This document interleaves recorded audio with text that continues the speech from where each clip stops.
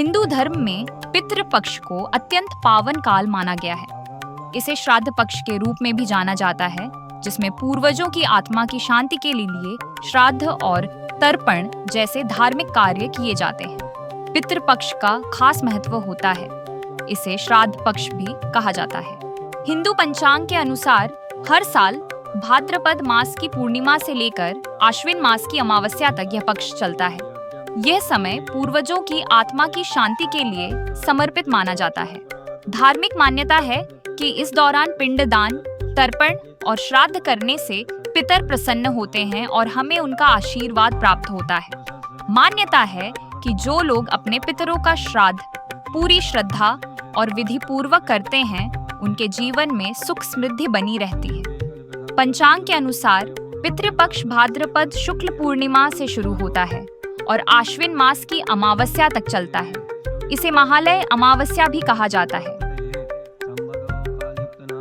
श्राद्ध कर्म मृत्यु तिथि के आधार पर किया जाता है, यानी जिस दिन व्यक्ति की मृत्यु हुई थी, पितृपक्ष के उसी दिन उसका श्राद्ध किया जाता है। अगर किसी को अपने पूर्वज की मृत्यु तिथि याद नहीं है, तो वे अमावस्या के दिन सर्वपितृ श्राद्ध कर सकते हैं। यह तिथि उन सभी पितरों के लिए होती है जिनकी मृत्यु तिथि मालूम ना हो।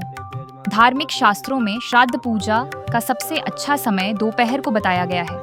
दोपहर के समय योग्य ब्राह्मणों की सहायता से मंत्रोच्चारण कर श्राद्ध पूजा करें। पूजा के बाद जल से तर्पण करें और भोजन में से गाय, कुत्ते, कौवे आदि का हिस्सा अलग करके पहले उन्हें खिलाएं। अगर संभव हो तो गंगा नदी के किनारे जाकर श्राद्ध कर्म करें। कहा जाता है कि गंगा तट पर किया गया श्राद्ध सबसे अधिक फलदायी होता है।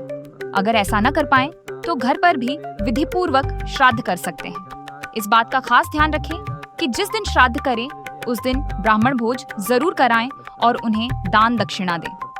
श्राद्ध पूजा के लिए कुछ विशेष सामग्री की आवश्यकता होती है, जैसे रोली, सिंदूर, सुपारी, रक्षा सूत्र, चावल, जनेऊ, कपूर, हल्दी, देसी घी, शहद, काला तिल, तुलसी पत्ता, जौ, हवन सामग्री, गुड़, मिट्टी का दिया, रुई, अगरबत्ती, दही, गंगा जल, सफेद फूल, खीर, स्वांख के चावल, मूंग, गन्ना और खजूर आदि।